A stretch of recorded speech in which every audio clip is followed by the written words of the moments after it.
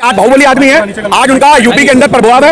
आज ये मत सोचो कि गोंडा की सीट पर उनका प्रभाव है, उनका यूपी के कई सारे क्षेत्रों में प्रभाव है। तो एक ऐसे बंदे को भाजपा कभी नहीं चाहेगी कि हम उसके खिलाफ खड़े हो। अमित शाह की बात करते हैं, वो अमित शाह के कहने पे क्या इस्तीफा देंगे? अमित शाह खुद इस्तीफा नहीं दे रहे। जो आदमी गृह मंत्री है, गृह मंत्री पे एफआईआर होती फिर रही है, तो सही मायने में कानून किनके हाथ में? आप यहाँ से लगा लो। एक गृह मंत्री पे देश में एफआईआर होती है, अपने आप में क्या दिखाता है? ये अपने आप में दिखाता है कि जब वो गृह मंत्री नहीं थे तो तड़ीपार की धारें लगती थी, गृह मंत्री बनने के बाद एफआईआर की धारें लग रही है। नैतिकता के आधार पर भाजपा के अगर बंदे इस्तीफा देने की पेशकश करने लगे तो बाढ़ आ जाएगी, बाढ़, संसद खाली हो जाएगा, विधानसभा खाली हो जाएंगी। भाजपा के मंत्री आपस में बात करते हैं तो उनकी बातचीत सुना करो। कभी उनकी बातचीत अगर कभी लीक होगी तो उनकी बातचीत में ये सुनने को आएगा, तेरे पे कितने मुकदमे, मेरे पे 12, तेरे पे कितने, मेरे पे 18, अरे मेरे से आगे निकल गया, आज शाम को वारदात को अंजाम देता हूँ। आदमी पे 84 से ज्यादा मुकदमे हैं, वो दबंग नहीं होगा तो क्या होगा? जो प्रशासन को कुछ नहीं समझता, जो पुलिस प्रशासन को भी कहता है जिसमें दम मुझे अरेस्ट कर लो, मैं कब मना कर रहा हूँ। तो सबसे बड़ी बात यह है कि आज सरकार तो संवेदनशील हो गई है, आप सरकार से कोई उम्मीद नहीं कर सकते। आज मोदी सरकार के अंदर जो अपराधी हैं उनको बचाने की जो किफायत चल रही है, ये हमारे देश के लिए हानिकारक है। जो हमारा देश संविधान से चलता था, आज संविधान से नहीं चल रहा। आज ब्रिजभूषण जी खुद बोलते हैं कि मैं मर्डर कर चुका हूँ, चाहे मैंने सेल्फ डिफेंस में किया, उसके बाद टाटा जैसी उनके ऊपर धारें लगी हुई हैं। जिस अपराधी में इतनी मजबूत धारें लगी, उसके बाद उसको सांसद का टिकट मिलता है, वो बार बार राजनीति में सक्रिय रह पाते हैं। तो ये भाजपा का अपने आप के चरित्र को दिखाता है कि भाजपा किस तरीके से इस तरह की राजनीति करती है कि ऐसे लोगों को आगे लेके आती है जो संविधान को ताक पे रखते हैं। तो आज हमारे देश के अंदर जो बहन बेटियों की न्याय की आवाज उठी हुई है, ये बहुत बुलंद है और ये जो बहुत से लोग उसको जोड़ रहे हैं राजनीति के माध्यम से। तो एक सबसे बड़ा सवाल मेरा उन लोगों से है कि जो लोग बोलते हैं राजनीति कर रहे हैं, तो मैं आज एक छोटी सी बात करना चाहता हूं, क्या राजनीतिक आदमी भारत का निवासी नहीं है? क्या भारत का संविधान उसको हक नहीं देता न्यायालय के दरवाजा खटकाने का? आप ये बात को यहाँ ढक देते हो कि ये कांग्रेस का, ये आम आदमी का, ये फलाने का, ढिमकाने का। अरे किसी भी पार्टी का हो, एक आदमी अपने आप में एक भारतीय है, तो एक भारतीय को अपनी बहन बेटी के लिए आवाज उठाने का पूरा। नरेंद्र मोदी जी बाबा साहब के फॉलोवर हैं, बाबा साहब को मानते हैं, संविधान को मानते हैं। देखिए, संविधान सिर्फ आज हमारे देश के अंदर एक किताब के रूप में लोगों ने प्रस्तुत कर दिया, भाजपा वालों ने। आज संविधान को ताक पे रखा जाता है। आज संविधान ये कहता है कि अगर कानून के हिसाब से एफआईआर हुई है और वो भी पोस्को एक्ट में हुई है तो फटाफट से आप आदमी को अरेस्ट करोगे। पर आज वो ये कहते हैं कि दिल्ली पुलिस अगर हमारे पास आएगी तो हम जरूर जाएंगे। आप समझो इस बात को, दिल्ली पुलिस का एक आदमी भी मेरे पास आएगा तो मैं जरूर जाऊंगा। तो ये अपने आप में क्या दिखाता है कि उनके मन में पुलिस का कोई खौफ नहीं है, संविधान का कोई खौफ नहीं है। आज सुप्रीम कोर्ट को न्यायालय के माध्यम से एफआईआर करने का हमें एक प्रावधान दिया गया, तो आज सरकार सोई हुई है।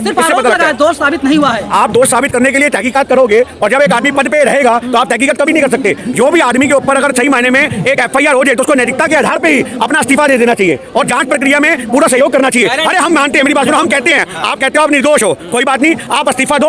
अगर आप इस्तीफे के बाद आप निर्दोष पाए जाते हो तो आप दोबारा अपने पद पे बनो। कौन? मोदी लाचार हो गए हैं। देखिए, लाचार तो वो 2014 से ही है, आप समझो इस बात को। आज मेरी बात सुनो, नहीं, आज बाहुबली आदमी है, आज उनका यूपी के अंदर प्रभाव है। आज ये मत सोचो कि गोंडा की सीट पर उनका प्रभाव है, उनका यूपी के कई सारे क्षेत्रों में प्रभाव है। तो एक ऐसे बंदे को भाजपा कभी नहीं चाहेगी कि हम उसके खिलाफ खड़े हो। इस्तीफे की बात की गई, नड्डा, मोदी और अमित शाह ने कह दिया तो इस्तीफा दे दूंगा। आप एक छोटी सी बात बताओ, आप अमित शाह की बात करते हैं, वो अमित शाह के कहने पे क्या इस्तीफा देंगे? अमित शाह खुद इस्तीफा नहीं दे रहे। जो आदमी गृह मंत्री है, गृह मंत्री पे एफआईआर होती फिर रही है, तो सही मायने में कानून किनके हाथ में? आप यहाँ से लगा लो।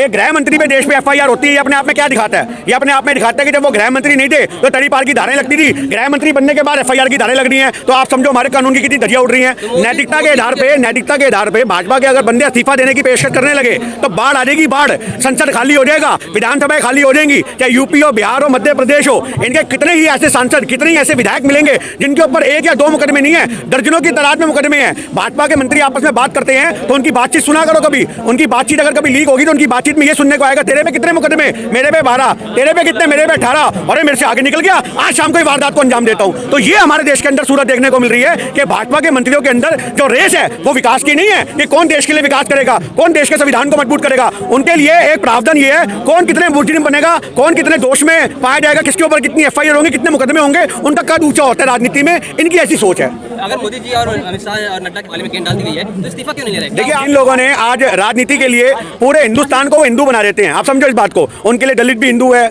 उनके लिए ठाकुर भी हिंदू है, उनके लिए बनिया भी हिंदू है, उनके लिए हर जात हर धर्म का आदमी। आप समझ रहे हैं इस बात को? यहाँ तक कि मुसलमानों को भी कह देते हैं कि 1400 साल से पहले तुम भी तो हिंदू थे। मतलब अगर आज वोट लेना है तो तुम हर आदमी की जड़ें खोद के उसको हिंदू बनाने को तैयार है, पर अगर बहन बेटियां न्याय की आवाज उठाएंगी तो वो जाट हो गई। तो आप समझो इस बात को कि हमारे देश में कितनी दोहरी राजनीति चल रही है। आज इसको बोल दिया गया कि हरियाणा का आंदोलन है। अरे भैया, मैं सिख खड़ा, दिल्ली का खड़ा, आप ये कैसे कह दोगे हरियाणा का आंदोलन है? ये पूरे हिंदुस्तान का आंदोलन है। शाहीन बाग बना रहे हैं, शाहीन बाग। शाहीन बाग क्या बना रहे? शाहीन बाग में जो बैठे थे, जो शाहीन बाग में बैठी थी, क्या वो देश के लोग नहीं है? आप भैया मुसलमानों को भारत का नागरिक नहीं मानते? तो ये आपके ऊपर बहुत बड़ी तौहीन है कि आप भारत के तोड़ने का काम करते हो, आप भारत को खंडित करने का काम करते हो। अरे भारत एक खूबसूरत माला है जिसके मोती जो पिरोए हुए हैं उसमें हिंदू, मुस्लिम, सिख, ईसाई, हर जात हर धर्म का मोती मिलेगा, और तुम उस माला को तोड़ोगे तो सारे मोती बिखर जाएंगे। और जिस दिन वो माला बिखर गई उस दिन भारत बिखर जाएगा। और हम इन जैसे नेताओं के कहने पे अपने देश को विखंडित नहीं होने देंगे। हमारा देश कभी खंड खंड नहीं होगा, अखंड भारत है और अखंड ही रहेगा। क्या मैं सीधा जी रोटी खाता हूँ? देखिए वो तो उनको पता होगा वो क्या खाते हैं। आज 65 साल का आदमी हो रहा है, पर इसमें आज तो इसमें कोई दो राय नहीं है, खाते भी होंगे। अगर तुम्हारे और हमारे जैसे को भी घसुंड मार दे हम खून की उल्टी कर देंगे,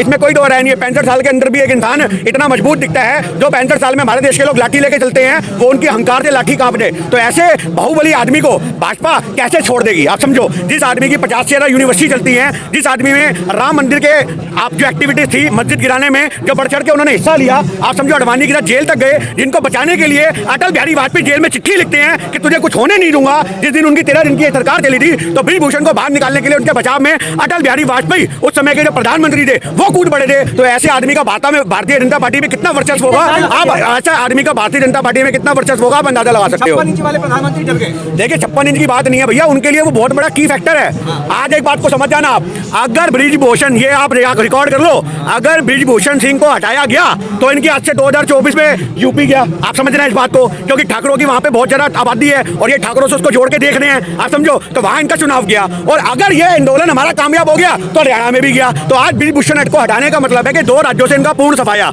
एक हरियाणा से और एक यूपी से। तो वो कैसे हटा देंगे? आज यही बात है कि इनके गले में एक हड्डी अटकी है। ये जो आंदोलन है, जो किसान आंदोलन था, ये आंदोलन था, ये भाजपा वालों को सोने नहीं देते। इनको समझ में नहीं आता कि हमारे खिलाफ आंदोलन क्यों खड़े हो जाते हैं, क्योंकि ये बहन बेटियों का आज सही मायने में शोषण करते हैं, ये किसानों का शोषण करते हैं, मजदूरों का शोषण करते हैं। ऐसा कौन सा वर्ग है जो मोदी सरकार में ठगा नहीं गया? अगर 2014 के बाद से आप लिस्ट निकालोगे तो ऐसी कोई जाति और कोई धर्म का आदमी नहीं होगा जिनके साथ इन्होंने शोषण नहीं किया। ब्रिजभूषण को दबंग बताया, एक तरफ से बोले मेरी जान को खतरा। आप एक छोटी सी बात समझ लो, जो आदमी दबंग है, जिस आदमी पे 84 से ज्यादा मुकदमे हैं, वो दबंग नहीं होगा तो क्या होगा? जो प्रशासन को कुछ नहीं समझता, जो पुलिस प्रशासन को भी कहता है जिसमें दम मुझे अरेस्ट कर लो, मैं कब मना कर रहा हूँ। तो ये अपने आप में चेतावनी देने वाली बात है। देखिए ब्रिजभूषण एक बहुत ही दबंग नेता है भाजपा के, उनको हिलाना भाजपा के बस की भी नहीं है। उसको सिर्फ आम जनता हिला सकती है। मेरी बात सुन लो, उनको सिर्फ आम जनता हिला सकती है, आंदोलन के माध्यम से ला सकती है, यहाँ पे अपना समर्थन देके ला सकती है। और आज सही मायने में भारत की जनता को चाहिए कि ऐसे नेताओं के खिलाफ मोर्चा खोले। आज अगर आंदोलन के माध्यम से बहन बेटियां बैठी हैं तो उनको न्याय दिलवाने में अगर भारत के लोग ही जमीन पे नहीं उतरेंगे तो आदमी किससे उम्मीद करेगा?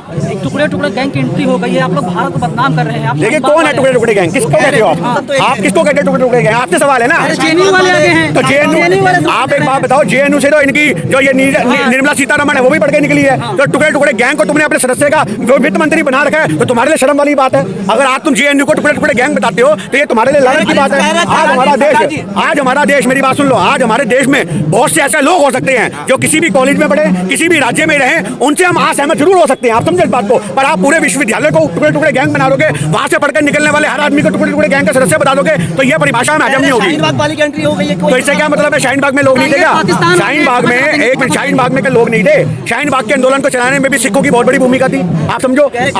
आज हमारे देश के अंदर आप ये बात छोड़ दो, आप ये बात हमारे देश में छोड़ दो कि जो भी आदमी बैठेगा न्याय के लिए उसे कहीं ना कहीं से कनेक्ट करेंगे। मुसलमान बैठेंगे तो उन्हें आतंकवादी बताएंगे, सरदार बैठेंगे खालिस्तानी बताएंगे, और अगर आप पहलवान बैठे हैं तो उन्हें एक राज्य का एजेंडा बता दिया। आप मैं आपको छोटी सी बात बता दूं, ये 2 मिनट की बात को समझना, ये मैं इस समय में भाजपा वाला हूं और थोड़ी देर बाद मैं आपको एक आम नागरिक के रूप में बन के दिखाऊंगा। भाजपा का सवाल क्या है? भाजपा का, अरे ये तो लोग है ही नहीं, ये तो आज हमारे देश के प्रधान नहीं है, किसान नहीं है, जवान नहीं है, ये हमारे देश के पहलवान नहीं है, ये कांग्रेस के बिठाई लोग हैं। मैं आपको बता दूं ये पहलवान नहीं है, राजनीति करने बैठे हैं। अब आम आदमी का जवाब सुनो भाई, अगर ये पहलवान नहीं है तो नेशनल लेवल पे कैसे जीत के आए, इंटरनेशनल लेवल पे कैसे देश की गरिमा को बढ़ाया? आप इन लोगों के तौहीन कर रहे हो। आज जो भारत के चुनाव लड़ने वाले लोग होते हैं वो सही मायने में देश को तोड़ने वाले लोग होते हैं, आप उनसे बात करो। अरे नहीं, इनको कौन पैसा दे रहा है? आज 50 लाख रुपए कपिल सिब्बल की फीस है, ये भाजपा का बंदा बोल रहा है 50 लाख रुपए कपिल सिब्बल की फीस है, ये लोग कौन से दे रहे हैं? 1-1 करोड़ रुपए इनको कौन दे रहा है? बताओ सरदार जी, बताओ। अब सरदार जी का जवाब सुनो भाई, साहब 50 लाख रुपए दे रहे हैं, आप कपिल सिब्बल से पूछ के आए हो, फ्री लड़ रहे हैं, पैसों में लड़ रहे हैं, आपने तो फटाफट से आरोप लगा दिया कि 50 लाख दे रहे हैं, 2 लाख करोड़ दे रहे हैं। तो आज हमारे देश के अंदर